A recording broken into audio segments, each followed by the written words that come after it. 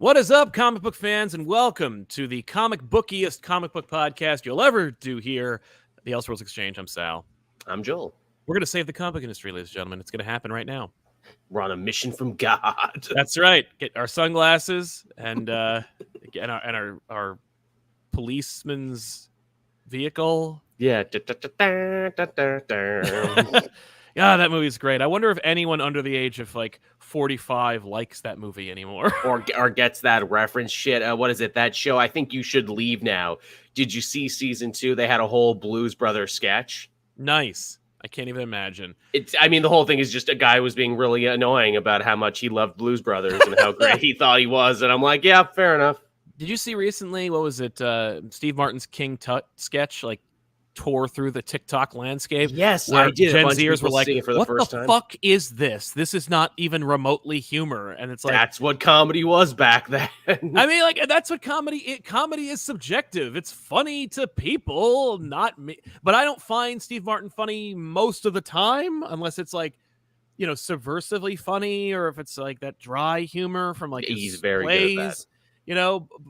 Although I do like... in I think it's The Jerk. I don't remember which movie it is where he's he wakes up in the morning and he finds that his name is in the phone book and he's like, things are going to start happening to me now. And then the next shot is a dude who finds his name randomly in the phone book and he's going to murder him. That's good. I always like the ones where, he's always playing a guy just on the edge of complete and total mental breakdown. He plays that very, very well. What's the movie? My Daughter's Wedding or something. Father of the Bride. Father of the Bride. Thank you. Where he's yelling about, the hot dog to bun ratio. Yes. Yeah, he's great. I mean, Steve Martin he's a treasure. And he's been old our whole life. You ever think about that? He's been old forever. It's the haircut. It's the hair color. Yeah. You let your hair go white, people will assume you are old. That's it. Unless you're the girl with the half white hair from my high school. There was a girl who had half white hair. It was just a pigment thing. Yeah. And I remember a dude, I won't name names because I don't want anyone to be embarrassed, because she was gorgeous, and there was a dude who was a grade. Okay. So let's say that I'm a junior. She was a sophomore. The dude I'm talking about was a senior. And he would just be like, oh my God, there she is, the girl with the half white hair. He just couldn't handle it. And it's I go, dude, if you want a girl with a half white hair, I should introduce you to Rogue. Because Rogue, especially from the animated series, is probably a lot of young men and women's sexual awakenings. Yeah. It made me think I had a Southern girl fetish for a while. Yeah, really. Yeah, and then I dated one, and I'm like, no. It's not the same. Not the same thing at all. They're not all like Rogue. They ain't like Rogue, sugar. But I will say, let's talk about the comic industry. I for a second, I thought, oh, man, we should get a couple of comic book pros that I know. Yeah, to pick their brain on the topic. They're all in Emerald City. I know, right? They're all picked a busy. great time for this. So no, it's just us. You're just gonna get a couple of schmoes who have no idea what's really going on. No, so the title's a little hyperbolic, as most YouTube titles are to gain attention, as they have to be. But I do believe that it could contribute, because it's not. We're not gonna save education in America. We're not going to solve the AIDS crisis. We're going to end world hunger. Shit that matters. Exactly. We're just gonna look at part of the systemic and expansive issue that is why Western comics don't sell like they used to, or like manga, because that's what everybody wants to do. Anytime you talk about sales, it always becomes a freaking manga versus superhero comics debate, which I freaking hate, because that's apples and oranges. Yes, they're fruit, but they're different. Right. Well, it's I wonder why fruit that's indigenous to a location is more consumed than fruit that is imported to a different location. Of course. That being said, there are lessons that can be learned. I don't think that they're sweeping lessons. I think people like to, and that's the thing, subtlety and nuance is really important, and it can't be ignored. Yeah. Especially in all conversations, particularly conversations that are meant to solve problems, or at the very least, cut at the root of the problem. And so one can't say the problem with Western comics is, and then answer one thing. Yes, because it's A never problem. one problem. That's what a lot of intellectually dishonest people do, to be like, oh, well, you see, if we just fix this one thing, then everything else will fix itself. All No, the it's dominoes will fall into yeah, no, place. it's death by a million cuts, man. It's never just one problem. That's how you know someone's lying to you, when they get really behind one issue and say, "Oh, this is the thing we really need to fix." It's like, no, there's many, many issues. It's a rich tapestry of bullshit that we need to Right. untangle. Like, unless the problem is goose poop in your yard, we got to get rid of the geese. Yeah. Every other problem is multifaceted. But one of the things that I've always maintained anytime the manga versus Western comics debate comes up is that manga has a distinct advantage of being culturally normalized. Yes. And so as a result, they are not, there is less of a stigma within their own culture Yeah. in Japan to enjoy, consume, read manga. And as That's a not to result, say you're manga, still not a nerd or otaku. They still get their own stigma they too. still But get again, that. Yeah, absolutely. No, if you are there are still nerds yes, in that's a Japanese common culture. misconception that Japanese culture is this amazing, glorious Utopian place utopia that for nerdy people. No, it's not. no. You could absolutely be stigmatized for your over enthusiasm for one particular thing or many particular things. Mhm. That being said, in this particular case, what I want to talk about is one step towards saving Western comics. And when I say saving Western comics, I'm also I again, every statement we're making has an asterisk, has Of an course. annotation, because I don't think that Western comics are in dire straits that need to be rescued No, they're still right chugging along. now. Yeah, they're plugging along, they're selling. There's outliers, there's huge successes, Mhm. there are duds, but the duds aren't like pathetically bad, like unless the duds are made from like either indie, like Yeah. self-publishing, or a dying publisher. Yeah. DC and Marvel both have stuff I'm really enjoying right now. Yeah, and not just us, DC and Marvel are enjoying good sales. Yeah. So we're not going to talk about like how to save Western comics by making them less expensive, or by serializing them, or by like renumbering them, or Mhm. getting rid of continuity. The focus we're going to have today is on the stigma of Right. Western comics in Western culture. Yes. The destigmatization of comics will go a long way towards saving and normalizing and fixing, or at the very least helping No doubt. sales in Western comics. It's one of my main arguments anytime anybody ever mentions manga versus Western comics, because in in Eastern cultures, manga is less stigmatized than comic books are Yeah. in the West. So that's one problem. How do we solve? Because that's one of those things where it's like, I think that's like a roadblock that could lead to other things, because everybody always says like, oh, comic books need to get out of comic book stores and into like grocery stores and other things. And it's like, they That's were always in my grocery go-to. stores. And you're not wrong. Like they were in grocery stores. They did sell well. The only issue is, re-breaking into those markets, not upsetting retailers, because that's a whole other That's industry. the big issue. Now that you've been gone for so long, how do you get back in? The comics that do sell in grocery stores and drug stores are your Archies and your Sonics, these little things. And the comic book industry, Digests. the comic book industry is not going to make digests for these people. They're just not. Right. And I also, even then, the big two have made like digest-sized versions of their They've tried. comics. Yeah. And those work. Like, and those are sold in bookstores, and those are sold in book fairs, and Mhm. they sell. Like, the reason why Squirrel Girl sold is because it was essentially a young adult, female-driven graphic novel series. Yes, an And excellent example of they found an audience that was underserved, targeted that audience, and ended up actually, I think, defying a lot of the odds on that one. oh, absolutely. But that's another topic. I think that if you destigmatize comic books in the culture, because that's where it all went wrong. At the end of the day, like, it was some crazy asshole, an opportunist, who wrote Seduction of the Innocent, who was Worth shaking them. his fist, thumping a Bible, and bitching and moaning about how Batman's gay. And Mhm. that, I think, was the first precursor to keeping comics from general consumption, or at least general consumption past a certain age range, right?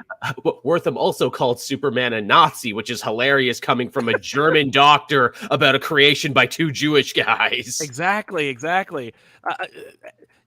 funny. I was thinking about how really the Nazi analog is Captain America, Mm. And I love the idea of A blonde Aryan super soldier. yeah, a blonde Aryan infallible super soldier that is literally used to fight the Nazis. Like, Mhm. I think that's actually kind of brilliant to create a character like that, who's like, let me just take your idea of what a superhero And is, flip it on its head. and then make him punch you in the jaw. Like, Yeah. All the time, forever, through all of history. exactly. But yeah, so like the destigmatization of comics is the most important, I think, is roadblock towards because here's the thing: if you make comics less problematic Mm, for people, if you make it so that you don't hear someone scoff at the idea of reading a comic book or make fun of right. somebody for reading a comic book, by and large, then you can allow for comics to like immediately re-enter different markets, Wouldn't like that be grocery nice? stores and drugstores and like big box markets. Like, wouldn't it be great if you could buy like, the first 6 issues of whatever, like the She-Hulk run Yeah. at Costco? It's like, That'd be I mean, you can get everything else at Costco. Why shouldn't you? right? But yeah. So let's talk about how to destigmatize comics. That's Right.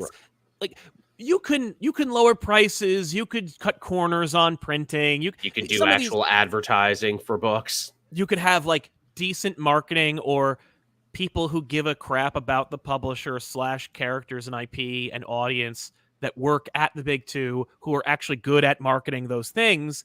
Because But oftentimes it feels like they're literally just preaching to the choir, and you feel like, oh, like again, I'm sure you get comments on your things where it's like, oh, this came out. Yeah, it did. Yeah, yeah, you oh, didn't know that you're not following the right channels. You're not reading the solicitations. No, because I'm a normal person with a life. And I'm like, okay, fair enough. I guess it's not your job. It's my job. exactly. I can't argue with that. But that's yeah, absolutely. We get that comment all the time. I mean, like most people find out about new books coming out from our show Yeah. off the rack because every week we like remind you the books are out and we tell you what's coming out that week. Mhm. Why is that so hard to find? Sometimes it's hard for us to find, Yeah. and I don't really even consider it my job to tell people. I've just taken it upon myself to do it. If not for like 2 websites, I probably wouldn't know either. If they went away tomorrow, I wouldn't know what was coming out week to week. No, absolutely. No, it's true. And sometimes they're wrong, and that's the problem. Like these That's true. Marvel and DC and Image should know what the hell's coming out every week, and they Yeah. should be able to have like a list That you or can set your some watch kind of to. mailing list they email to their customers, their client base, their solicitors, the retailers, and tell them what's coming out, and tell your people what's coming out. Now, That some sounds so retailers easy. do that. Yeah. Now, and that's the thing is that some of these issues are easy if only less obtuse people were at the helm. So that's why we're addressing the stigma. I should also mention that the show is sponsored by viewers like you. If you're watching the show live, you can help us out by using the super chats to ask a question or comment or contribute to today's episode. Also, if you don't have any money, you don't want to do that, no big deal. Just like the video and subscribe to the channel. Click the bell for notifications so you know when we're going live and you know when a new video comes out on this channel. Also, if you want to help us out more directly, go to patreon.com/ComicPop and help us out there. So let's actually hear from the audience before we go into it, because now we're finally getting into the destigmatization. Cat Lawyer will defend for treats. You're brave. Most days it's like it wants to die. I mean, like, really, sometimes the comic book industry is seemingly working against itself, and it is, but for the like grace of the audience that loves it and a few noble souls within the industry itself that are keeping it afloat, a few atlases that are just holding it on their shoulders. Dr. J here, the news, Wildstorm is surprisingly CrossGen is coming back. I was a huge fan of the stories from the CrossGen imprint. I did see that CrossGen was coming back, and I couldn't believe it. I know that Matthew Rosenberg has been wanting to bring back Wildcats forever, and I'm happy to see he is. I hope he gets more than 6 issues, but I'm not holding my breath. Young Goku over 9,000. As a programmer, it's never one issue. You fix one error, you only find out you have 7 more that are definitely going to lead to some more before it's all fixed. By the way, Zdarsky the Night issue 8 Fuego. Nice to know. I need to just go back and read it all. I'm not reading the Night anymore, and it's not because I don't love it. I know. I read the first 2 issues and I'm like, this is such a good book, and then I fell off. And it's so easy to do that, which is why it's like really important. It's so good that they like re-released the first like 3 issues as like a big director's cut. As one book. Yeah, as one friggin' book. That's not a bad idea. It's an idea I would not have thought of, and I wonder if it works. Silvery Cricket, Scholastic style, let's get kids reading comic catalogs campaign. Give a kid a little newsprint flyer, book with a bunch of DC or Marvel trades for $4 a pop. Make a bit of cash and hook them while they're young. Warms my heart. Yes, As a like kid who kind of like loved book fairs, warms my heart. yeah, like the tobacco industry. Yeah, a little much there. This taste is free, or close to free. Yeah. Ray Farr, I haven't bought single issues in so long, and I pretty much only have my dollar bin 70s comics left. How are the ads in singles lately? They're not great, like, No. but you know, they're like they always were. I think I haven't really noticed. I read a lot of my books digitally, and they're not Same. in there. Same. So, but I have no. But when I do see them, especially in like a Marvel book, they're very obtrusive. Like I'm like like you usually the ads I see is for other stuff that they're doing. You know, ads within the book. So like, hey, if you love this, you should also pick up. True. He also mentions Marvel needs to make their books available. So many times I try to get a book and find out it's out of print and the book is worth 4 times more. That's another issue that like that's a Marvel issue. It's a very distinctly Marvel problem, and it's a problem that could be solved immediately, but it's not going to go away until 1 or 2 people at the top do. And that's legitimately it. Like they don't want inventory. They don't want to have warehouses full of unsold merchandise. And I think it's because the same people at the top were at the top during the bankruptcy era. And they're really gun shy about saving money, wasting money, having excess. And it's comic PTSD. It is comic PTSD. It absolutely is. The Captain Coon small piece for sales numbers is to start courting digital sales or counting digital sales. Other things that could be done is to actual graphic novels for various characters, for both the well-known characters and the unknown characters. See, I assumed they did start counting digital when both companies broke away from Diamond. I assumed that was a weird draconic Diamond issue where they're like, no, only things you buy from us count. Right. They don't. It's not. But here's the saddest part. And it goes towards my issue and why we're talking about this stigma, because digital comics sell like garbage. From what you've told me, which is so surprising because I always assumed it was the other way. You would assume. Well, I mean, look at how the retailers reacted when Comixology came on the scene, and how they were like, "Well, that's the end of us." Like literally, that's the end of us. And in fact, it has been so long since this rule was in place. You might experience this as a history lesson, but when Comixology launched through Marvel and DC and Image and Boom and everybody, thanks to the retailers freaking out, they created a campaign in which retailers could work out a deal with Comixology to create their own storefront. I remember through Comixology. So it's like if your retailer had a customer who was predisposed to buying digital, right? They could go to your retailer's website, click the Comixology link, and it would give the retailer a percentage of sales. I remember. Also, they couldn't lower their prices on books because retailers complained. Yes, also, this was a huge deal, yes. Retailers had a big problem with day and date releases. They were like, couldn't you delay them a little bit? Like, they were so sure that it was going to destroy everything. And maybe it would have if they were allowed to actually do what they clearly were going to do. To do it right. Yeah, but it was enough to, I think, choke out the digital comics landscape to the point where it's inconsequential. Maybe that's me with my own little blinders on there because, I don't have a local store in my area. Stores are harder to come by. A lot of people don't. A lot of people don't have comic book stores in their area because they live like not on the East Coast or the West Coast of the United States. And again, because I buy so many comics for work and everything there, I assume it's like, well, everyone does this because this is easy. Well, who can possibly store 1,000 comic books? No one. Hrishi Venkatesh forcibly destroy 98% of all comic news websites. Oh, see, that is a whole other conversation. That's an interesting conversation. One I hadn't really considered, but yeah. So the destigmatization of comic books. I'm telling you, man, from the inception, from the beginning of mainstream comic books, someone has been trying to keep their boot on the neck of the comic book industry and did a fantastic job of making comic books for little kids or for creeps who remember that. I've told this story before, but the idea of when I talked about comic books in a college in a post-grad class, one person speaking up and saying that if an adult reads comic books, they're a pedophile. Just saying that, like that was a thing to say, and no one in the room going, like no one in the room laughing at her, or going the fuck, or going like, "How could you say that? What a fucked up thing to say." No, the audience, the 30 people in the room were like, "Yeah, I can get behind that." And I'm like, Jesus. "Oh shit, we have a long way to go."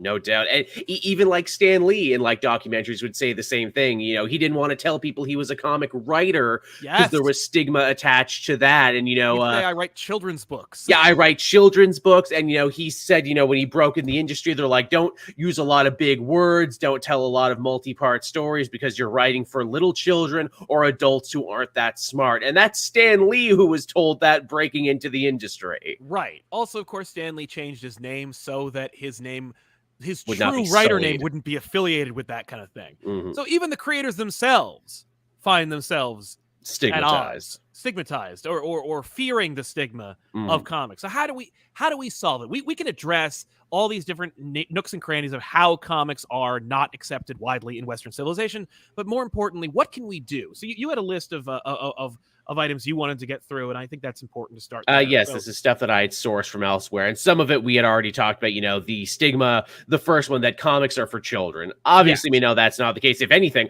I would say the industry has the opposite problem, where I don't think they have enough to offer children now, and I think that's a huge, readership fan base with disposable income that the industry has just forgotten. I know our mutual friend there, Aaron, Professor Thorgy, when he worked at a comic book store, he had actually said, they would always sell out of Moon Girl and Devil Dinosaur because every little kid wanted to read that because it was the only comic on the shelf that was directed to them specifically. True. I mean, Robin was invented to be a ride-along character for the audience, or the perceived audience being children.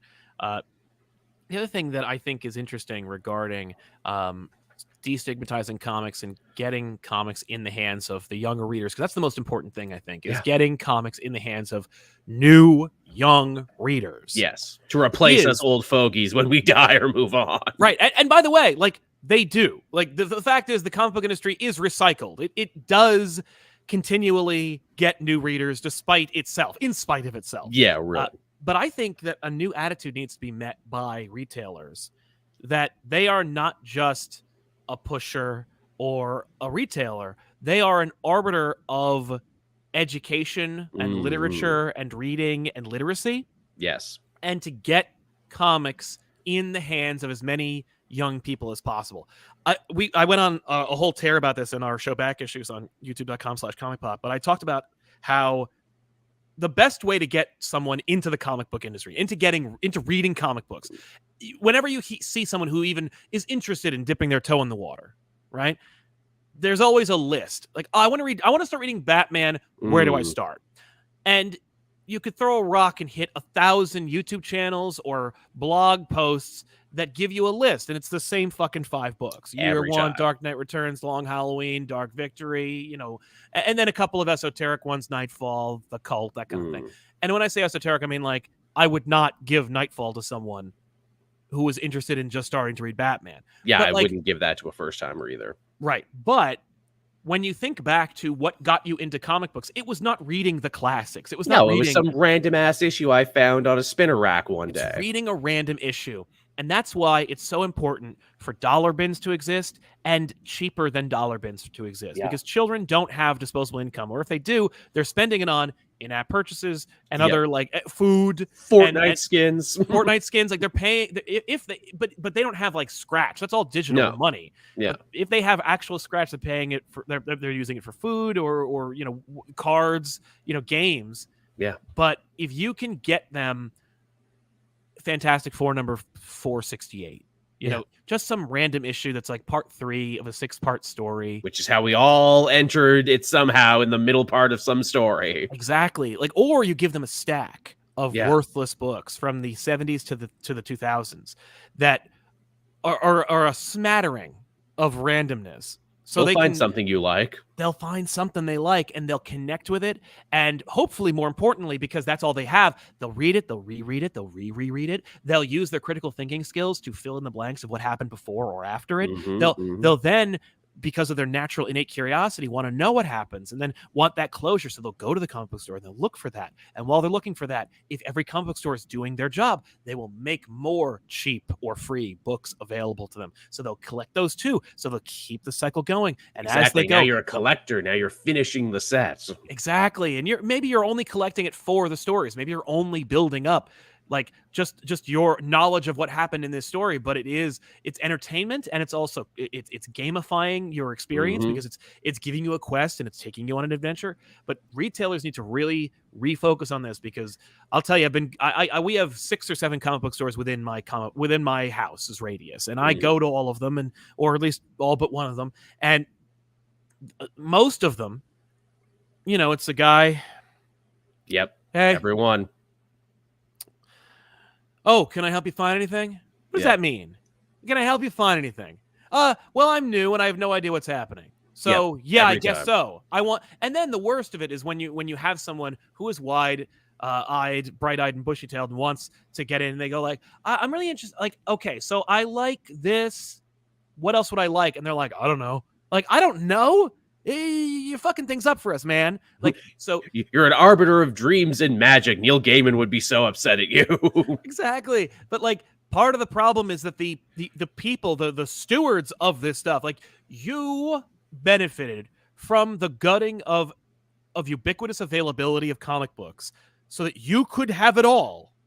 And if you're asleep at the wheel, then you deserve to die. And when I say die, I mean like your industry and your livelihood, because it's so funny. We're talking about the failing of comic book stores and brick and mortars, which is always kind of a controversial topic, because it's like, oh, well, that's a sacred cow. You can't slaughter them. We need to be supporting them, et cetera, et cetera. I think it's so funny that this has been a problem for so long that freaking Alan Dorkin has been making fun of this shit since the early 90s, saying that comic book owners are like surly and that comic book shops are these secret, weird, hidden away places, and the neighborhoods get worse and worse every time that a new one opens up in them, because again, comics is stigmatized, and it's this friggin' Ouroboros snake that eats its own tail. And it's like, well, no wonder no one wants to get into this. The stores suck. The owners are surly. Everything is hard to do. Why on earth would I ever want to come in here unless I was already part of this culture already? And that's to say nothing if you're a woman or a person of color, which is a whole extra level on top of that. Absolutely. And I've heard too many horror stories from the horse's mouth to say that it isn't a thing. And I mean, I have had difficult times in my life at comic book stores as a white guy, as a kid and as an adult. It's just the nature of the beast. I'm not saying comic book stores need to die. I'm saying that comic book stores need to step it up. Yeah, they really and do. not all of them, because I think there are a lot of them that are doing a great job. Some of them they have passionate people behind the counter, and they have passionate people like working there and getting them available. But like, there's one store, it's a great shop. They've got a lot of really fun merch. They have a terrific curbside appeal, and they have lots of foot traffic. And they have, call it a dozen long boxes full of worthless comic books. And when I say that, I don't mean that they don't have value or intrinsic, because all art has value. Exactly. But they are worthless. Like, they're beat to shit, and they're dog-eared. They're $2. And I'm like, $2. These should be 50 cents. Yeah. And the reason they should be 50 cents is because they need to be priced to move. Now, that's a whole other story. We're talking about the retailers too much. We're talking about how to save comic book retailers. Like, run your store better, make it brighter, cleaner, and smell better, and be nice to everybody, and get comics in the hands of children. One of the things that I was like really excited about was when Diamond pushed their whole like Halloween effort. Yes. And I worked with Diamond directly for a long time, for like 3 years, so that I would get Halloween comics and make sure these children got them. Yes, every time they came to my door, I was like, "You got like the most important thing is getting them in their hands, because they're not doing anything. They're hostages. These children, they're at the whims of their parents. We're taking them all kinds of places. Here's a comic book, read it, love it, connect with it, and then come back and buy more when you have a disposable income. Anyway, destigmatization. The thing is, I remember hearing about how Vertigo was invented. Yes. And part of the impetus behind the development of Vertigo was, in a sense, to destigmatize comic books. It was an effort to more literaturize. They're not low art, they're high art. Exactly. Give them, and that was where it was like Karen Berger and like Shelley Bond and folk like that, like going out into the world and gathering up these British writers, and giving them opportunities to tell their stories in their wheelhouse, and give and get like a machine like the Warner Brothers sponsored DC comic book label behind them. And I remember, what was it, Sandman number 19, the Midsummer Night's Dream story, right? Which was nominated for a World Fantasy Award, won it, and the next day they removed comics as a category, or as a contender. Comic books could not ever compete for that. They Isn't won, that some and hot they're like, bullshit? get that shit out of here. That is some horse shit right there. That is some stigma. And it's like, I tell this story almost every time we do this show, where it's like Batman Damned. It's almost the same fucking thing. Yeah. Where it's like, here is a book that is done by it's high art. And when I say that, it's like Batman's dick's in it, Harley Quinn's like fucking people, and there's Jesus allegories and, whatever. It's like, grow up.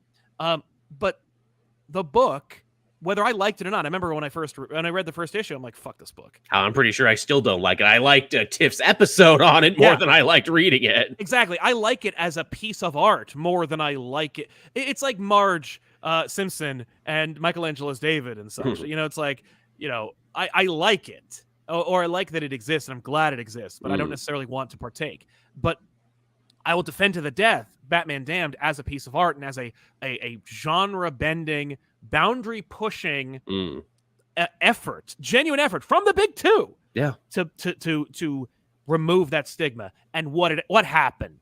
They fell on their fucking penis. Face. The audience played the penis game. Just in the comments of every video, in the halls of every comic book store, penis. Perhaps proving that our own industry is not nearly as mature as we like to think we are. Right. How many times did you hear people after the Sandman show came out go, I've never read Sandman? Oh, so many. I would never read Sandman, but I'll watch this show. So many. And I'm not saying like that you need to eat your vegetables. Yeah. When it comes to comics. Because Sandman is not vegetable.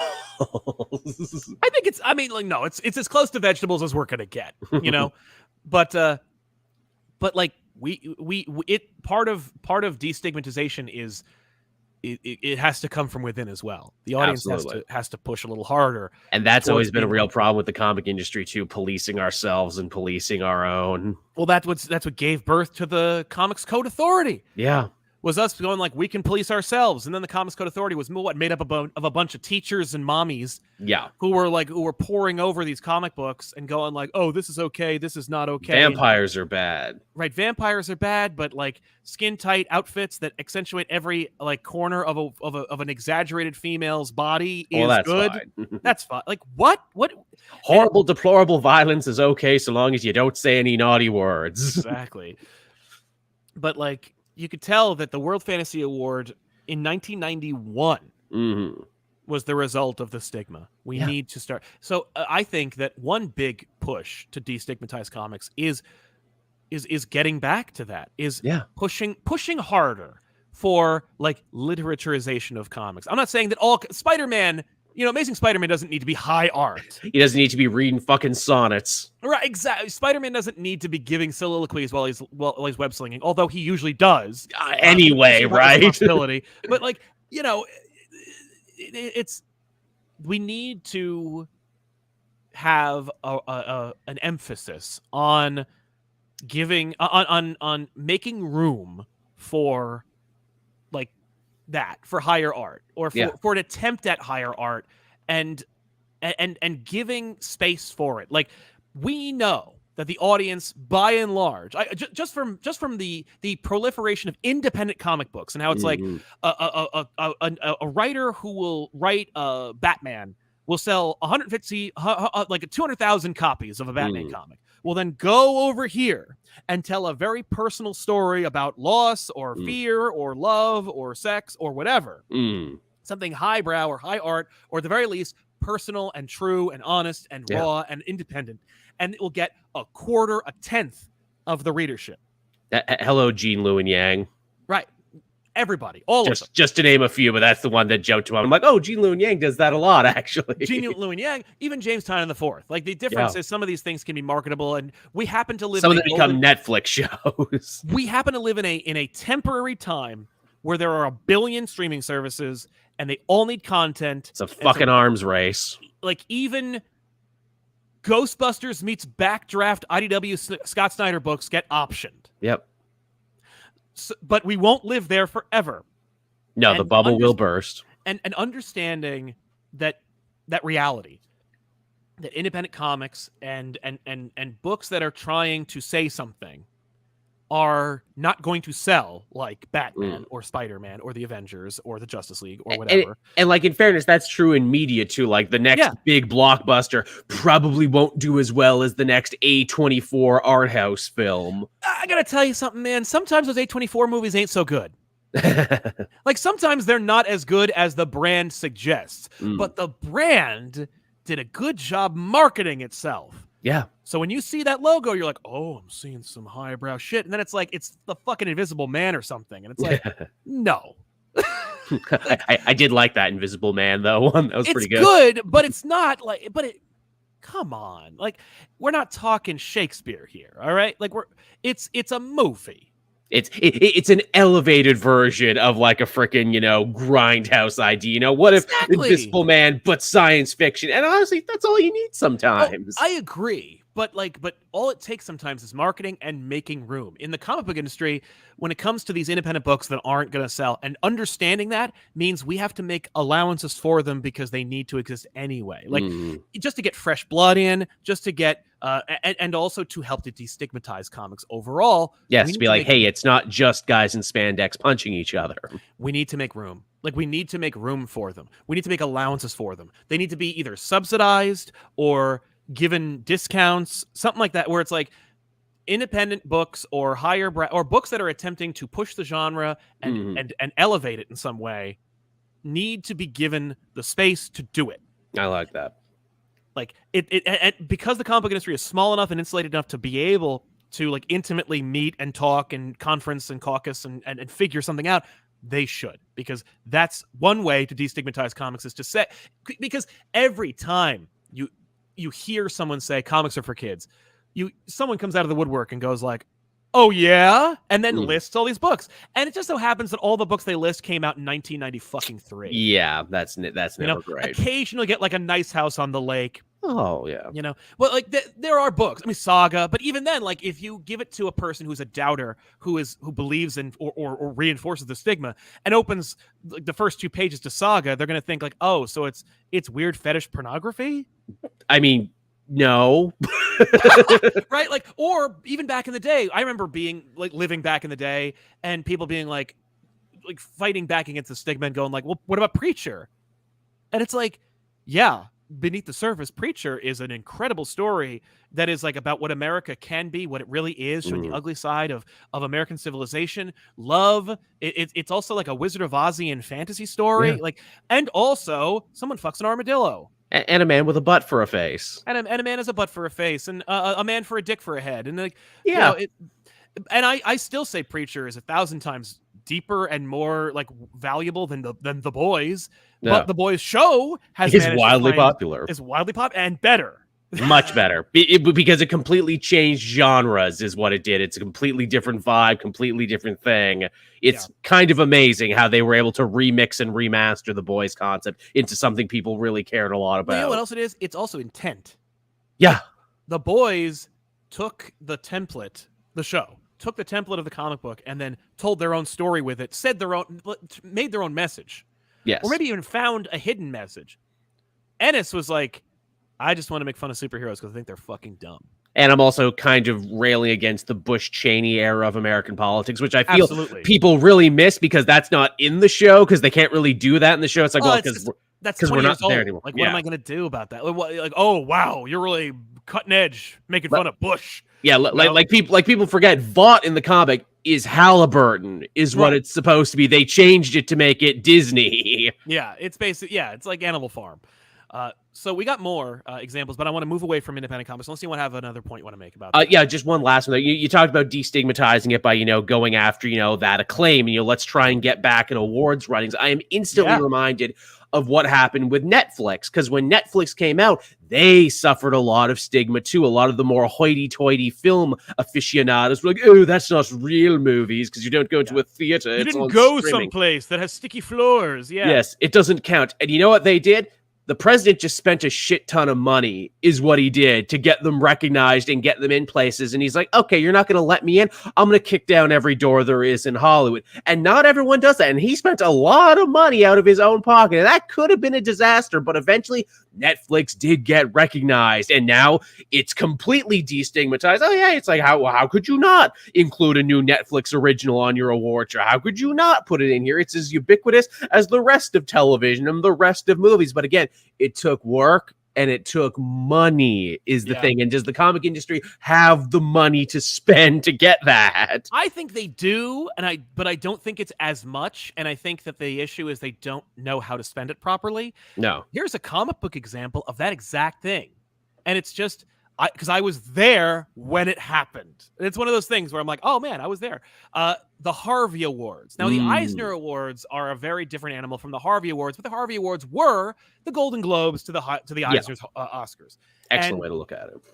When Dinesh and company were in charge of Valiant, there were a bunch of new Valiant books that came out, and Dinesh understood that in order to get legitimization, you have to get some of them awards. Good mind on that guy, Dinesh, huh? So he stuffed those ballots with Valiant books. And I remember every single one of those Valiant books was up for an award. I remember every single award had a Valiant book on it. Because that's how you got to do it. You got to get it in front of people's eyes. You got to have it, be close to success. That's how you do it. Well, it just association is enough. Yeah. But they lost every single award. And here's another thing. I was at that award. I was at that ceremony because we were up for a Harvey as a channel.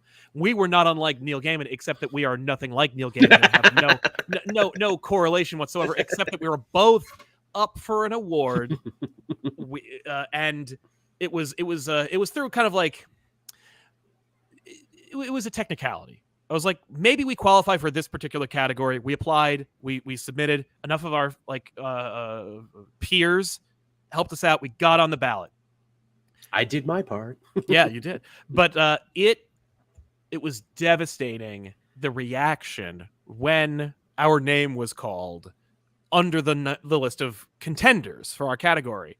Now, we were up against the fourth printing of the Ninja Turtles anniversary book or something. It was like, who cares is my point. Like, we're not changing the game here, but everyone got applause except for us. Oh, I'm sorry. Like, pity applause, nothing. Crickets, just a big long gap of no sound for the length of time that would be applause for us. I'm sure that felt like a million years. Honestly, I thought it was amazing because every second that they had to look at our logo and just cross their arms and shake their heads, they had to acknowledge their beards. Yes, but I knew when that silence hit that there was never a chance we were going to get that award. And Dinesh didn't win any awards either. Valiant got no awards. They took they were like, oh, we'll nominate it. But none of them were ever going to get it. And you could tell from the tone, from the scuttlebutt and the discussions within that room. And when you saw the people who judged, those minds were made up months ago. Which is true of every award show. Absolutely. Those minds were made up months ago. They took their jobs as the arbiters of their own, to the point where they were like, we'll decide who deserves. Why do you think the same stuff wins every year? Exactly. Well, sometimes it's the same kind of stuff. Like, oh, look, another book I've never heard of that nobody read that we picked because we know it would piss off the people who wanted that book to win. Yeah. Or it'll send a message. Like, I won't even get into the Eisners because when I saw it, I was like, what a fucking farce. But that Harvey Awards thing, I was like, it was a college education when it came to seeing how far we have to go to get legitimacy Mm-hmm, in the comic book industry, and to like even within itself, they were like, no, this is art, this is not. And it's like, we got to loosen things up. I'm not saying YouTubers have to get awards from the Harveys because number one, New York Comic Con bought them, gutted them, and now there's fucking 3 categories out of like 100. It's nothing. That award, so that award is over. It's gone. But I'm not saying that there's justice for me. I don't care. We took our shot. We didn't get it. I don't care. We will always have been nominated. Lol. Mm-hmm. But they need to be like, like less discerning, or maybe just more understanding about like what this means. Yeah. And what they're trying to accomplish. But more importantly, the lesson here is that like there is some association, like there is some like legitimacy through association. So it's like get closer to awards. Maybe we need to start pushing more of these books for non-comic book awards. Yeah, wouldn't that be nice? I mean, like Watchmen, they always say, the feather in Watchmen's hat was on the New York Times bestseller list. It's on every dust jacket. Everyone knows. Comics had been on the New York Times bestseller list for a while, and I remember New York Times removed comics for a spell. I think they put it back, but I don't recall if that's true. But I do remember recently, within a few years, the New York Times taking comic books off the list. Yeah, because if I was in the comic industry, I would fight to get that back, because that's a good feather in your cap. That is legitimacy. Exactly, but like the Hugo Awards, the World Fantasy Award, like any award that could include comic books should. Yeah. And get that on the cover and sell it and talk about it. Comic books need press tours. They need to be treated, because part of the reason why within the comic book world, all these creators are like, God, if only I could get an Oscar, if only I could have my comic book creation be a TV show or a movie, then it would be real. And it's like, we need to ruin that. We need to destroy that perception, because comic books are just as valid, just as real, just as legitimate as movies and TV. The only reason why they're not is because you're afraid to read them on the fucking subway, because people look at you and they're like, oh, what is he, a pedophile? Like they really are like afraid of what you're going to be, of how you're going to be perceived. We have more ideas. Is he one of those bad nerds on the internet that I hear about? Right. But let's get into a couple of super chats while we move on to the next topic. Cat Lawyer will defend for treats. I do wish they would tap into their international demand, especially digital. I grew up in India, and both Marvel and DC published via third party, and we got Spider-Man India out of it. They stopped around 2010. I know. What a huge market that is being ignored. That is so rich. Every other company worth their salt is pushing into Asia and is pushing into all these other places, except for comics. Why? Well, Marvel did like not considering the Marvel mangaverse. I'm talking about like when Marvel made those anime movies and shows. Yes, I remember. They've tried, but I don't think they understood the markets they were going into. Like the Spider-Man Japanese show from the 70s. Yeah. That was one of those things where they were like, you can have the IP, you can't change the costume, but you can do anything else. Anything you want with it, yeah. Make it for your audience. And I think that helped, And we got Power Rangers out of it. Exactly. Blue Baba says, I see a lot of people say they want to get into comics, but have no idea where to find them. And that's a big problem, too, because a lot of stores are hidden. It's this weird secret society thing. They don't advertise. It's like friggin' Field of Dreams. Oh, if we build a comic store, they'll come. Oh, yeah, right. Sure. That's why, every year, at least 1 or 2 closes. But, the reality is, people need to be aware of what's out and where to get them. Yeah. That's it. And it's hard to tell them when it's still a niche thing and when there's still stigmas attached to it. Yeah, absolutely. Alex Luigi Fernandez, create all ages evergreen trades every month. That's an idea. Again, it's an expense. It's a very high expense, too, because you're printing basically a new book and you're not guaranteeing sales. And DC is trying to break into some stuff now. They have younger age Constantine and younger age Wonder Woman and younger age Harley. They are attempting to break into the more scholastic, all ages things. When I look at that, that's what I see. I'm like, this is a scholastic book. Well, remember the Marvel Adventures line? Yes. That was a really great idea. And I remember it ran for a while. And I'm like, why did it stop? Was it because of sales? And if it is, were you selling in the right markets? I don't know, man. Cricket Have an intern just make TikTok Ah. clickbait. The Vulture has destroyed Spider-Man's web shooters and thrown him 10,000 feet in the air. Find out how he survives in Amazing Spider-Man #9 on sale now. It's not bad, actually. The problem also is that they are trying to get, like, the comic book industry, the comic book publishers, they don't want to spend any money. No. They don't understand. I mean, like, a TikTok video where an intern that has, like, a good voice and a fun backdrop costs nothing at either of those publishers. I was just looking at an old interview with Jason Inman and Scott Snyder for DC All Access, and I'm like, holy shit. Remember when DC gave a fuck? When they even tried reaching out to YouTubers like us, because they're like, no, the future's online, man. We got to, touch base with these tastemakers. We got to make it a thing. Right. But even then, like, they had it internal, like they had their own studio. I mean, like, not the money pit that was DC Universe and all their exclusive shows and all the watch along crap. I'm talking about just like their YouTube channel. Like, it was they had 1 million subscribers. They had and we're talking like 10 to 20 to 60 to 100,000 views per episode, depending on what clip it was. And it's like, and it was just dedicated personalities talking about the books and talking to the creators. And like, and maybe that has to do with more with the time, but like, that's another olive branch that is extended that helps to legitimize comics, and that it gets it out there. Like, sometimes destigmatization is just making it is like, you can't escape, is inescapability. Like, it's just it's everywhere. It's everywhere. Supreme Omega, give creators better royalties when their stuff gets adapted in actual health plans. It struck me as odd. Most creators don't have health insurance. That's just a problem within the comic book industry. I agree with you, and I think they should, but like, that ain't what's hurting the comic book industry. I mean, it's certainly shitty for them. Yeah, it hurts them.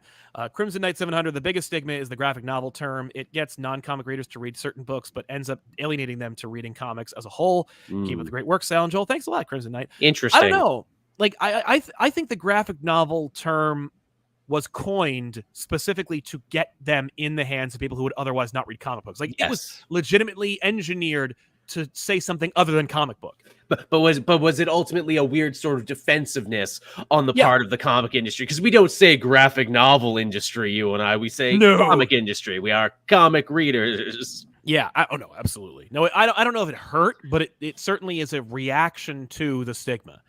The Telphonics, so glad Elseworlds is back, but sad about Sal missing Elmwood City. Yeah, it's a shame, but it's okay. I mean, like, there'll be more shows. Like ZapCon on September 10th, which you should go and see. It's a very small con. It's not like all the big cons. There's just comic books that are cheap and a bunch of independent artists and us. Ray Farr, got one local comic shop near me, and they utilize that lack of competition. Every single thing on their shelves is marked up by at least 30%. Poor service, high prices. Dude, that's the problem, right? Like, that is a major problem. Hell, I remember there was one comic book store that like got into some hot water because they had like a sign on their wall that was like, when you bring your books up to us, we could change the price. I remember that, and I'm like, get fucked. Yeah, that got people really upset. But there were some people who were like, that store deserves to be able to do that. And I'm like, so you own the store? That's you. Yeah, really, come on. Benjamin Loudly, there's no easy access entry points for new readers or people who just want to keep up with what's going on. All the stories that are good are eventually underwritten by the constant revolving door of creators. Solve those. I put this one on my thing too for different stigmas. And yes, there is something to be said. I hear that all the time too. There's no entry point and no ending point for comics, because comics never end. People who love their manga, to bring it back to that, it's one person's creative vision, maybe two people's creative vision, and you read it until it's done and it's over with. Sometimes it takes 1,000 issues. Sometimes the writer freaking dies unexpectedly without finishing it. Which again, maybe there is a good reason why we keep a revolving door of creators, because hey, it's like, hey, I might not like this guy's take on Batman, but I'll definitely enjoy this artist and writer's take on Batman. I always bring it back to the idea of soap operas, and I know you and I have had this idea too, Sal. Yeah. Soap operas don't end either, and yet moms and sisters and everyone else totally get involved in like EastEnders and Coronation Street. Totally. Every week. Now, again, I imagine soap operas have their own stigma. It's like, oh, that's not high art. That's bullshit, too. Oh, absolutely. Successful bullshit that's runs for, like, lifetimes. Goddamn, my grandma watched Coronation Street, for crying out loud. Oh, yeah. No. It's true. Like, there's something to be said for, like, trash that sells. Or or living in like embracing what you are. And I don't know if I necessarily agree that comics need to do that, because comic books is an art form, like just as television is. And I think that really soap operas are a byproduct of television, Yeah. and there's one aspect of it, whereas comics is like television, serialized storytelling. Exactly. Like the radio play, like anything like that. But yeah, I have personally never seen it as a problem that comics don't end, because like, yeah, they don't end means there's always going to be something coming that you're probably going to enjoy. Like, hey, you don't like Fantastic Four now under Dan Slott? Well, hey, Ryan North is coming in now, and he's going to shake up everything, and maybe this will be the first Fantastic Four book you actually enjoy. Absolutely, which I'm going to pick up, and because of that. But or at least I'm going to give it a try. M&M, people have been saying that comics are dying for at least 30 years. Something can't be dying that long. It's just on a consistent, pretty mediocre state. Comics have been dying since the 60s. Like, legitimately, it's like people saying nobody wants to work anymore, and then you trace it back, and people have been saying it since the 1700s. Yeah. Like, comic books have been dying since Marvel was created. They're not dying. They are comics change, people change, interests change, but comics are forever, as is any visual media. Yeah. Like, that's like saying that, because people didn't go to the movies during the coronavirus, that film is dying. No. Max M put creators on the talk show circuit. Actual promotion on books needs to be done, and building creator personalities on the public eye instead of just being content with your current audience. That's something I've been championing forever. I mean, like, the problem is you need sympathetic talk show people. Exactly, which they aren't always, because comics are seen as niche and it's stigmatized, where it's like, look, if this thing ain't up for awards, if this ain't, getting TV commercials anyway, why the hell should I waste a segment of my own show talking Exactly. Like, just recently, Mark Bernardin came on, Seth Meyers, and he promoted his comic book. Yeah. And I very much remember that, like, the last time anybody made a big deal about it was when Kevin Smith went on The Tonight Show. Yeah. To promote Spider-Man Black Cat, The Evil That Men Do. Regardless of how you feel about any of those topics, Jay Leno, Kevin Smith, that book, the fact that a Hollywood film director was writing a comic book and being an advocate for the industry. Yeah, that was huge. Did it save the comic industry? No, but if he had kept doing it, if he had gotten Bendis on more, I mean, I know Bendis has been on the talk show circuit as well to promote some of those things. What you do is you need sympathetic people from those places, and you also need, like, avenues through which to access it. Like, you can't just say put him on the talk show circuit. Now, when Batman Damned was being made fun of on the talk show circuit, DC, being a fucking media company, really should have capitalized on that. Should have sent Jim Lee and Dan DiDio out. Hell, they owned Conan. Yeah. They could have at least gone on the Conan show to promote Batman Damned. But if they had been on Conan, maybe that would have gotten other people's interests. Hell, they could have. Here's something interesting. There was some shitty comedian from the early 2000s who no, it wasn't him. It was, I think it was Jerry Seinfeld when it doesn't matter. There was a point, there's a comedian who was looking to get back onto the talk show circuit, and they asked Letterman, and Letterman said no. And then they said, okay, well, then we'll just go on the Tonight Show. And then Letterman said yes. And it's like, if you're like, playing one against the other, we're the guys who are making the Batman penis book, and we'd like to come on the show.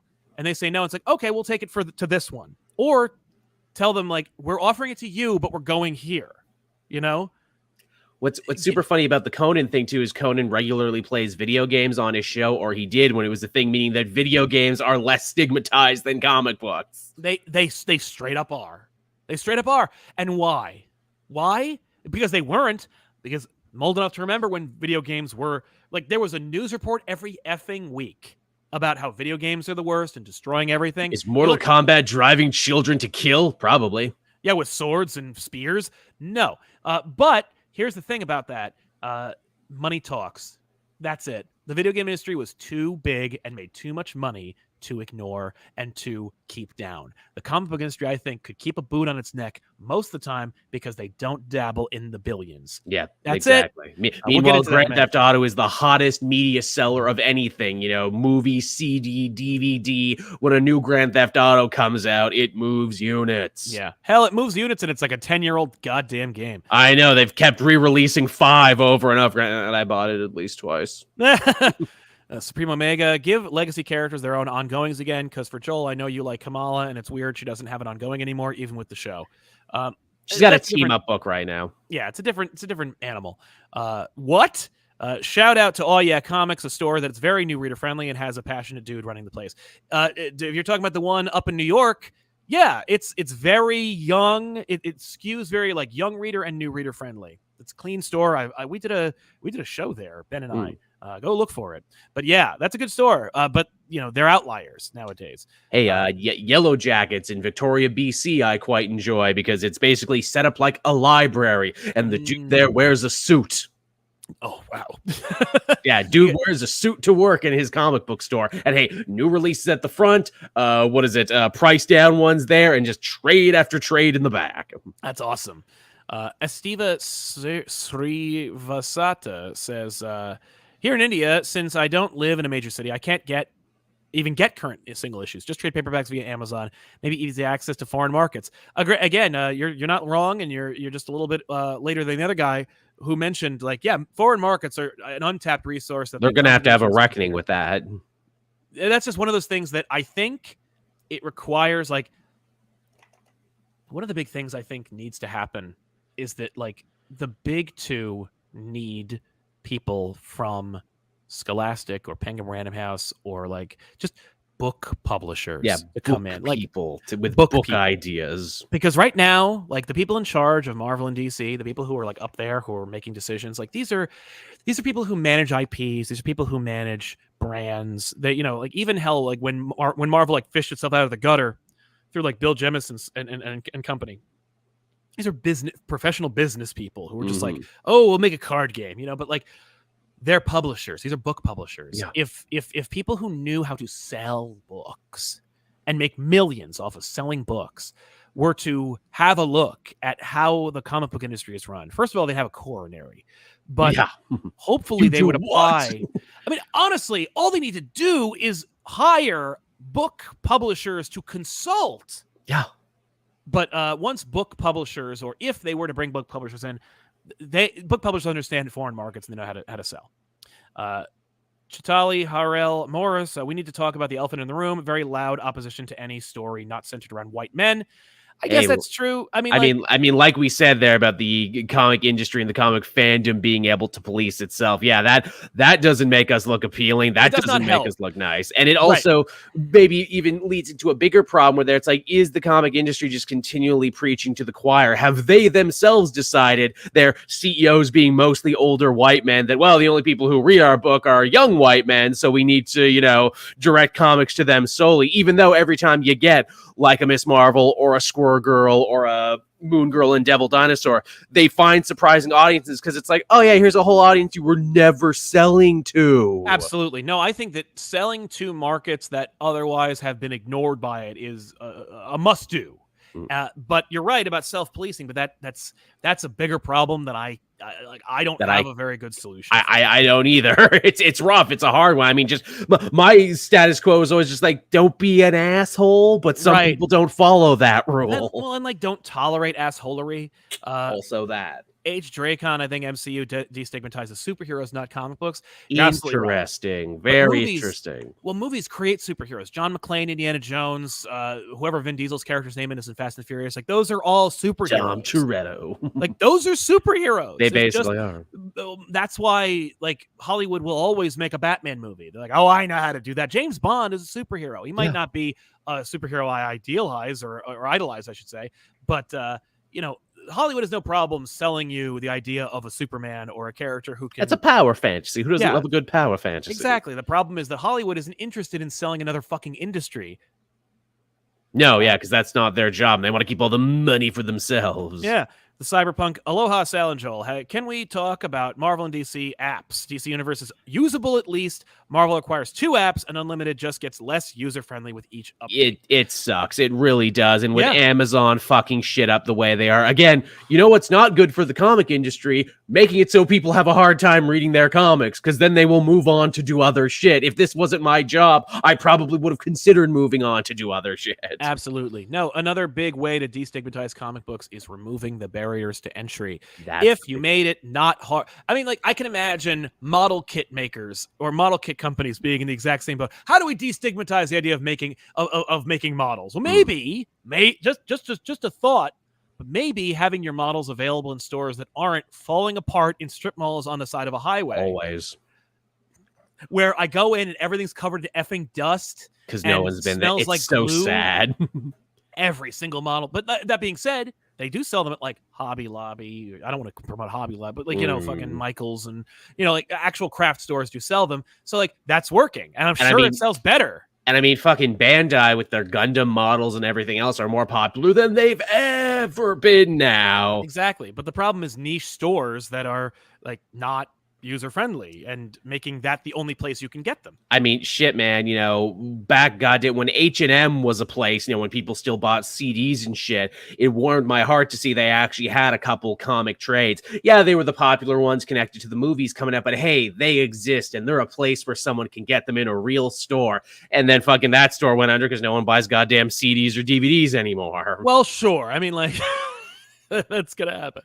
The Captain Coon, in your big bookstores, sell some trades outside of the graphic novel section. Put some trades that are for younger readers in the kids section. I like that. Sprinkle it out. Yes. Interesting. Okay, you're on to something. Right? Because you're still creating a barrier to entry by making them have to go over to another section.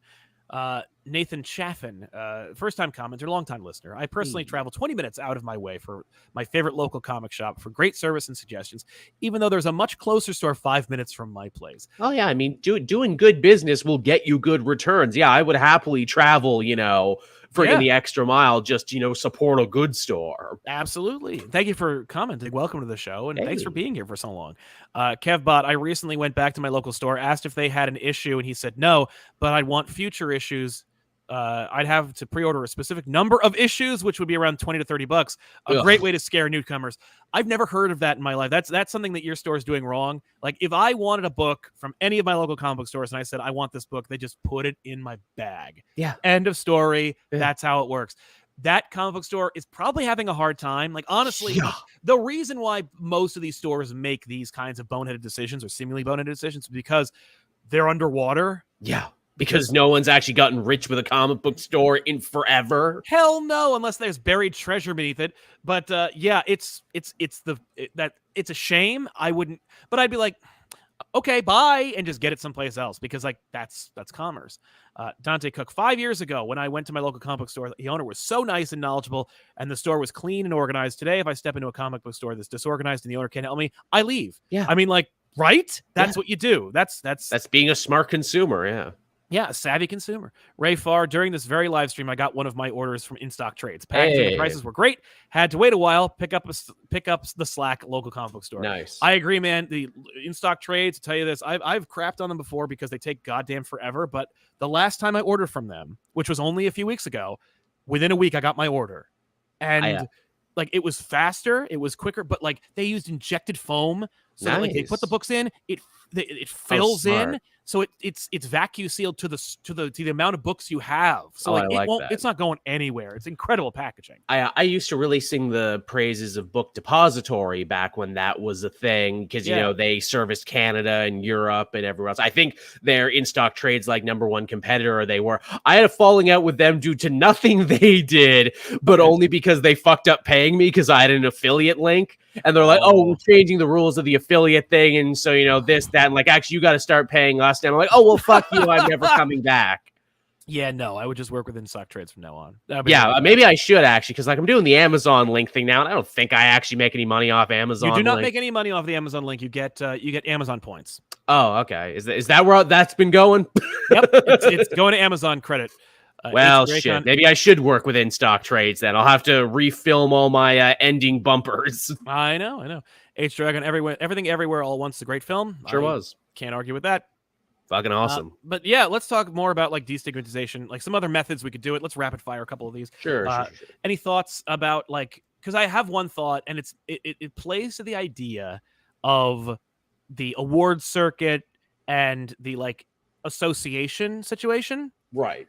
Where I had an interesting phenomenon. I won't name names, but when I was at San Diego Comic-Con, I'm talking to people who are dealing in the comic book art trade. Now, if you Yes. are, if you have ever bought comic book art at a Comic-Con, you usually go to like the same two guys, and they have these huge swaths of bins filled with binders filled with comic book art, just art drawn of comic books, and they're just there, and they're usually like, ridiculous sums of money, like a couple hundred to a couple thousand to tens of thousands of dollars.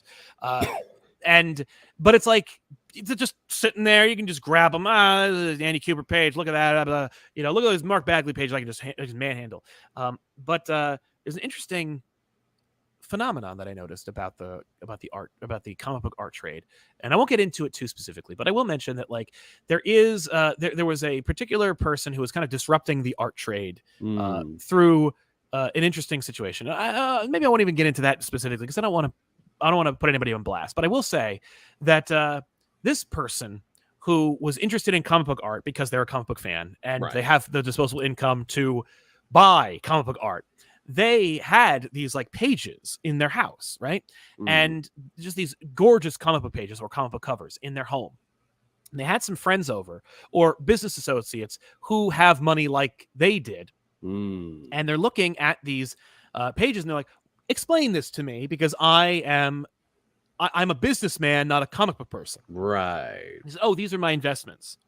I've invested in these pages. Why that sounds like speculation is what that sounds like. Exactly. But he's like, I invested in these pages, and they're like, why would you do that? Like, why would you invest in this versus futures or stocks and bonds? And it's like, I do that too. He's like, but I also invest in these. And he's like, but why these? And he's like, well, the main reason is because I like comic books, and every time that I get up in the morning, I can look at my investments. I can look at them and I can enjoy them. But when I'm ready to cash in, I just sell them. Maybe I'll buy another one, but maybe more likely it's just that goes to the next buyer, And that is to say, their mutual business friends, their investor friends were like intrigued by that concept. And I'm like, that is one big, quiet way to destigmatize comics. It's by making them valuable to the arbiters of the culture. Right, which no comic has been valuable since like friggin' what is it, Kirkman's Walking Dead #1, because no one knew Morales' first appearance, but like even then, we're not talking like millions of dollars, but like making comic books valuable again. And I don't mean, and maybe through the speculators market, because I have not seen anyone talk about comic books on the news since the speculator boom of the 90s. Was that good for the comic book industry? No. Was it good for the culture? My parents, who hate comic books, took me to the comic book store because they believed that there was some inherent value in them. I mean, shit, man, it can definitely happen again because it happened to fucking Pokemon cards again, because one of the Pauls, I don't freaking know which one, came out with a first edition Charizard around his neck, and like, man, if, they got another famous person to come out with like, I don't know, a Wolverine, a Hulk, that big one around his neck. Right? But if it becomes bling, if it becomes, Yeah. But my ultimate point is infusing real dollars into the comic book aftermarket. Getting investors interested. Now, that will ruin the comic book art buying scene, because now comic book art buyers enjoy their experience because they're fans, but also like I've seen it done where they don't buy it with money. They buy it with they do the barter system. I've got this page, it's worth this much. That page is worth this much. We'll trade pages. And that's true for fine art all over the place. People are always traders. It's also a great place to hide your dirty money too, because of that. Well, I wonder if the comic book art dealers are doing that, but I'm not here to speculate on that. My point being, it's this investor was disrupting that process because they're like, oh, is that page worth $20,000? Here's $20,000. and the other person's like, but I have a page that's worth $20,000. He's like, who says that? Well, I just gave you real money. And the seller's going to be like, well, I'll take the real money versus the theoretical money over here. I guess it's worth what I say it is. Man, the fine art world, that's a whole other thing. Right, but fine art. Just the name alone, fine art, that gives it this gravitas. It's fine art. No, I have a Picasso on my wall. Well, who's to say that Picasso is inherently more valuable than Oh, I don't know, the first cover of Dark Knight Returns, which sold for $2 million. Again, I'm not reading comics. I'm enjoying culture and the arts. Bingo. Or who's to say I don't enjoy reading comics? You know what? I enjoy culture and fine arts. I've read that. I read that fucking thing. It's actually pretty good. That's a pretty good story. Yeah, It's a pretty good story. I think I would like to own this. Right? Infusing real money in the comic book industry, either and even if it's through the back end, through like the dealers or through the speculators market, I think that is a way, a shortcut through the destigmatization. It isn't grassroots, boots on the ground, getting your nails dirty. Let's change the system. This is rich, powerful people going, actually, this is valuable. And that's how most things are valuable. And I mean, America. Why is this diamond valuable, but this ruby isn't? The rubies are interesting looking.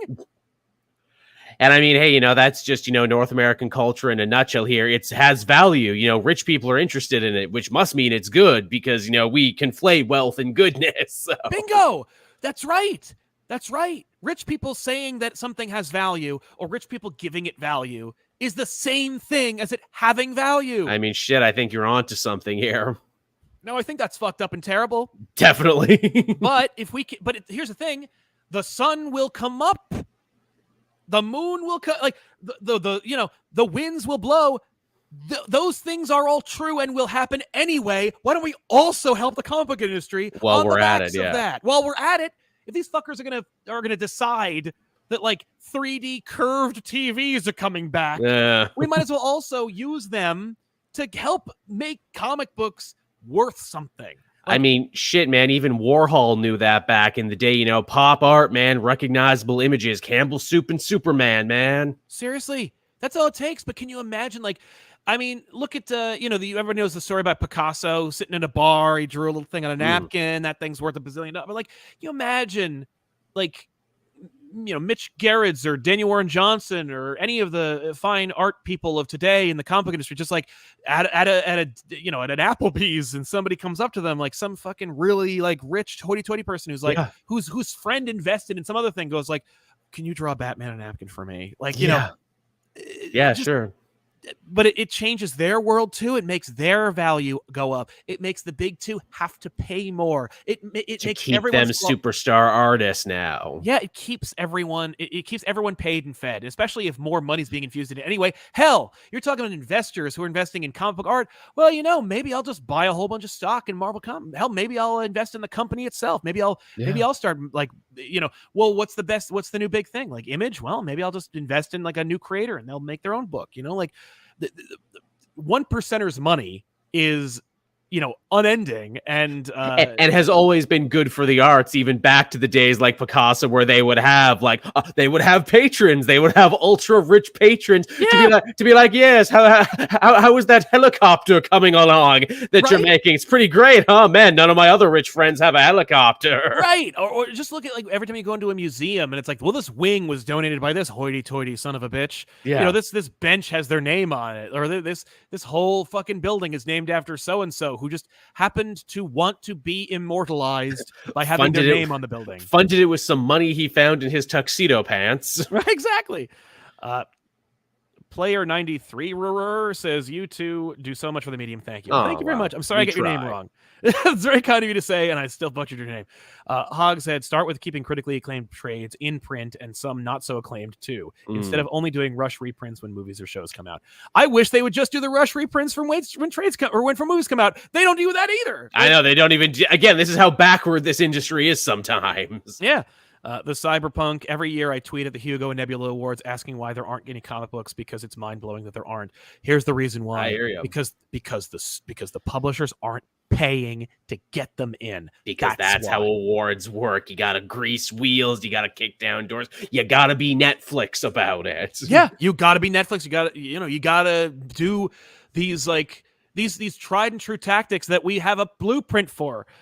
Ray Farr, another issue against comics is that the companies that own comics view them as IP farms and not as storytellers and artists. Disney, Warner Bros. Don't care. It's true, they don't. But they do appreciate that there are, like, they recognize that they need to still produce books. They need to keep it going, or else their IP farm dries up. So they at least have an invested interest in that. Yeah, and remember, they are not IP farms because farms are nurtured and cultivated. They have water and animals, and they have to feed them. These are IP mines.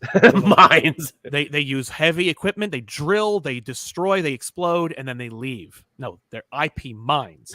We lose a man a mile. Yeah, Harishi Venkatesh, DC are on their 4th webtoon, and I'm enjoying them. That's a great idea. Great move. That's a solid move. No, Marvel should have done that. DC should have done that years ago. Totally. Back, when there was that Little League JL8 book. Yeah. It's like they should have just gotten him in and made that a thing. Instead, that didn't work out. But still, no, it didn't. The Telphonics, we will be at Zap. Well, we'll see you there, man. Let's see. We're just gonna plow through here. Amazing Andy, it's me. But I feel like a problem is the status quo. It's nice to have familiarity, but it does leave stagnation. It's why I like manga, because it's self-contained, and why I don't feel intimidated. Honestly, I think that's just like good for manga, but at the same time, like the comic book industry, you're talking about big 2 superhero capes and tights comic books, and those stories are always going to be cyclical. Are they making their own problems? Like, are they causing their own issues by having them be recycled too quickly and throw out the status quo with the new creator? New crisis every 5 to 8 years. New crises every 5 to 10 years. Like they are guilty. But I think that if the publishers behaved like book publishers, just alone, we wouldn't be having this conversation. The manga thing is just like, oh yeah, volume 1 through. It's just easier. Yeah. Okay. Dex Baker, it's insane how embarrassing DC and Marvel's YouTube channels are. I had one friend I could talk to when I started reading comics, and when I went to YouTube to learn about current comic events. The reason why Rob Comics Explained exists is because when he created Marvel Explained, he tagged it Marvel Comics, and the Marvel YouTube channel didn't. Ha! I didn't know that. That was it. It was just they didn't use the tag for Marvel Comics. When people were searching for Marvel Comics, they found him first. Damn. Marvel just didn't care. Supreme Christ. Omega, but the problem with never-ending stories is that growth gets undone and changes like death get reversed. Look at poor 616 Spider for the past 30 years. Yeah, but like that again, that's a problem. That is why you're losing interest in comics, but it's not why the comic book industry is dying, and it's also certainly not how they destigmatize comics. It's also something that's just like quintessential to the genre, where it's like, yeah, Batman will push his family away, then bring them back together, then push them away again. He'll keep doing it. His life is cyclical, and sometimes you'll get a story that even comments on the cyclical nature of it. Absolutely. No, I mean, yeah. Is it cyclical? Is it boring? Sure, but that's up to you. Like, that's your decision. It's really up to you as to like when you're ready to get off the ride, or when you're ready to like move to the next like thing. The next, because you don't always have to read Batman is the thing. Someone brought something up. They weren't talking about comics. They were talking about something else. But I thought it was very, eloquently put, where it's like, are we reading comics out of habit and out of ritual, or are we reading them because we actually like them, because there is no like get off point. There are get off points, but there is no like end. There is no end. There's no lot. And that's by design, because they know, they're like, we don't want you to find a natural place to stop reading comic books, which is smart. Because you will. And honestly, in my mind, there's like something almost like a little beautiful about that Superman has existed for 80 years, long before I was born, and will exist long after I have died. Exactly. The Cyberpunk, Colbert is famously a huge nerd. It's shocking to me that they aren't creators on his show at least once or twice per year to promote comics. The more I like watch or see Colbert, the less I like him.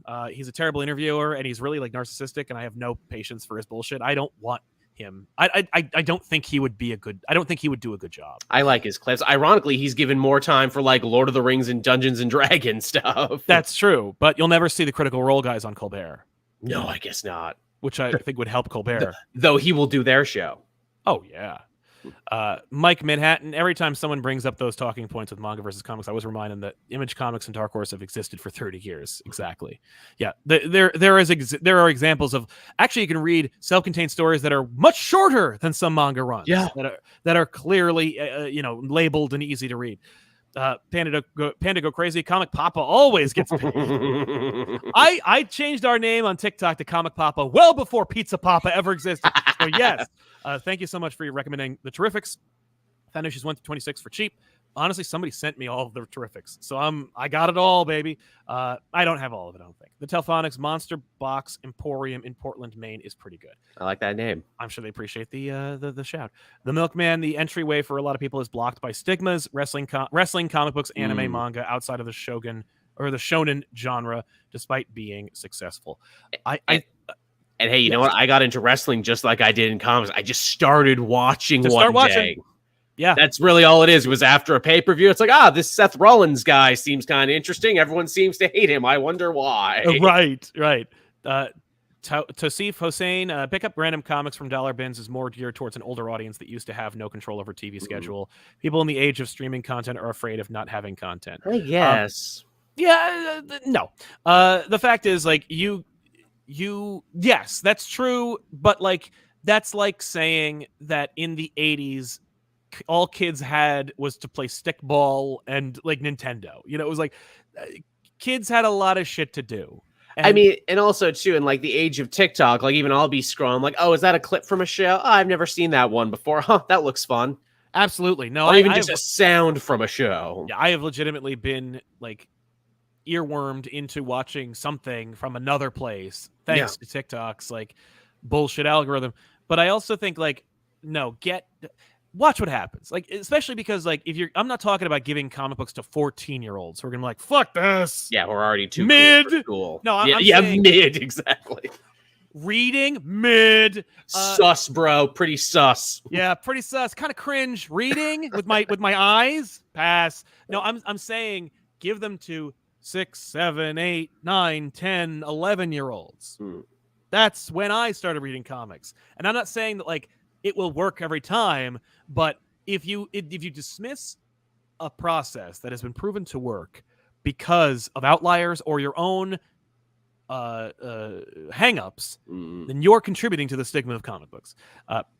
Devil Ham, hot take, parent companies make so much more money from the IP than they should accept the comparatively low comic sales themselves as simply the cost of doing business. They are the goose that lays the golden egg. That's right. That's why like when there was like a question about AT&T and Warner's and they were like, well, they're going to close DC? No.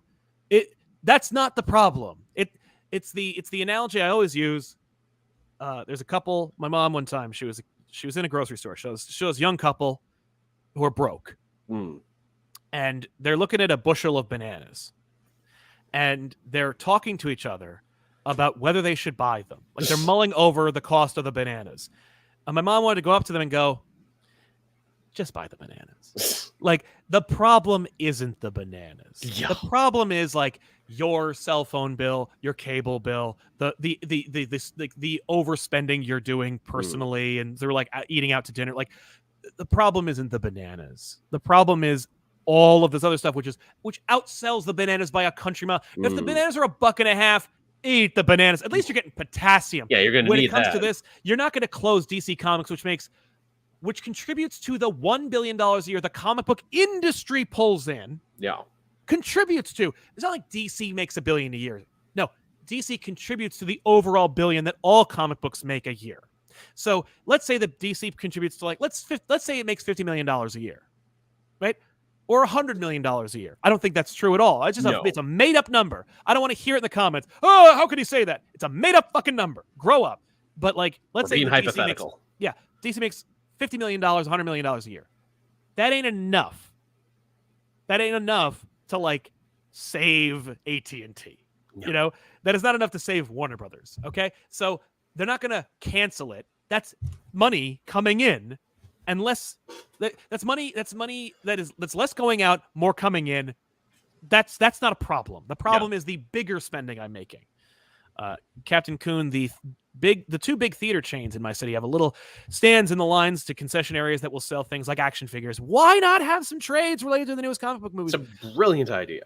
The fact they have action figures means they have the power to put comic books in them. And why don't you ask them? Like, honestly, I'm not saying it's your responsibility, but when you look around, you see that the only person who knows how to do the right thing is you, then I guess that's up to you. Ask the manager, go, hey, I noticed that you guys have, like, sell action figures. Who's your distributor? Like, who do you work with? Like, maybe you could get some comic book trades in here.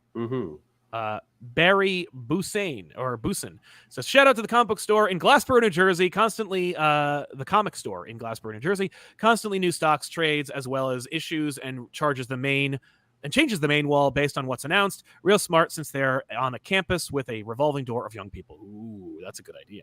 Mm-hmm. Yeah, comic book stores on college campuses is a brilliant idea.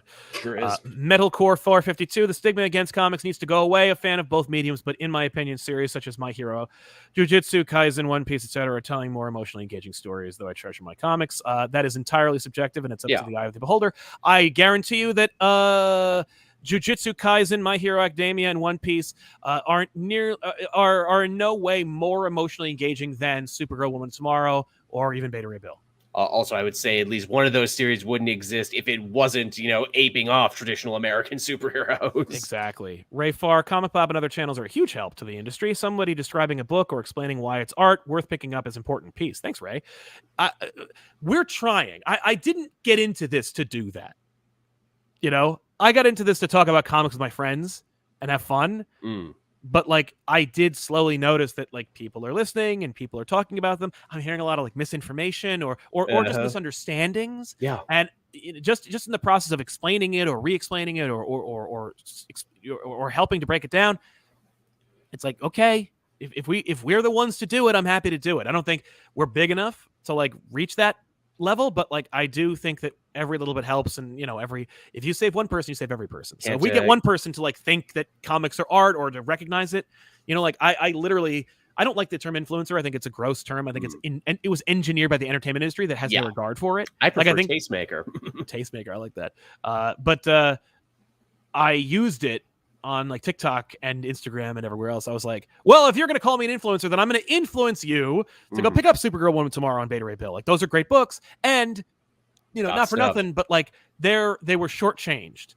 A miniseries, 6 issues, Beta Ray Bill, 5. A maxi series of 12 issue, Supergirl, 8. Clearly the publisher was like, well, we want to keep Tom King and D-Dubs happy, but I'm not going to invest because clearly no one's going to buy Supergirl. Now, we didn't promote it, and we didn't do anything to get people to buy it, but I'm sure no one will buy it. Well, that's just a self-fulfilling prophecy, isn't it? Yeah. Which the comic industry loves to do. Yeah. So hey, buy them and tell them why. Andrew Torres, put comics on Disney Plus, supplement the new shows. It's not a bad idea. I mean, I've seen it happen on DC Universe app. I mean, if they can implement all the Fox stuff they already own, then yeah, put some comics in there too. Why don't you? I already have it on my phone or my tablet. Seriously, at this point, why not? The costs are minimal compared to. Hey, did you like that episode of She-Hulk? Do you not like that you got to wait another week for the next one? Well, here's all of Dan Slott's run. Right? It's yeah. To tide you over until we get there. Yeah, exactly. So yeah, the destigmatization of comics requires cultural shifts, which are from both fans and the industry. Yeah, from both sides. But it requires cultural shifts that are not easy and that are difficult and cost money is the other thing. And some cost money. Exactly, most of it, all of it costs money. But it starts with you. The change starts with you. And I'm not saying that it's your fault. I'm saying that the change starts with you. If you want to see the comic book industry change, be the change you want to see. Do your best to make comics an open place for everybody. If you see somebody who you think might be interested, be like, hey, and don't over push it. Just be like, hey, listen, you seem like the kind of person who might dig this. And just give them a book or make it available to them. Like what I did, and it's just, I know I'm on a Supergirl kick, but I ordered Supergirl from Amazon twice and one from In Stock Trades. And we gave them to people we know who don't read comic books. It's the only way it's going to happen. Yeah. And it's why I'm like, comic book stores, give books away for practically nothing. Books that are worth nothing, that are clogging up your space. Yeah, you're just gonna make more space, which is what you need to quote one of our favorite works there, Sal. You might not be able to change the world, but you can make a dent. Make a dent. Kyle Carter, my copy of Supergirl is waiting at my comic book store thanks to ComicPop and Tiffany's amazing telling of the story. Thank you very much, Kyle. I'm glad that's working. That's the most important thing for me, for back issues to not be a way in which people get free comics, but rather same people to learn how the comic book is. And I'm most heartened by people who say that, like, I'm just looking at the camera in my backyard. I was like, is there a bear? No, because we had a bear. But like, if there was a bear, then this just became the best episode ever. yeah, oh, a bear. But no, it's that's where we are. But I want the show to. The best comments I get are like, I had to pause or add this to my watch later list so I can go buy the book, and I'm like, yes. Likewise, That's why same every here. book, even if we hate the book, is available for purchase, so that you can get Likewise, it. same I with wanna me. sell books.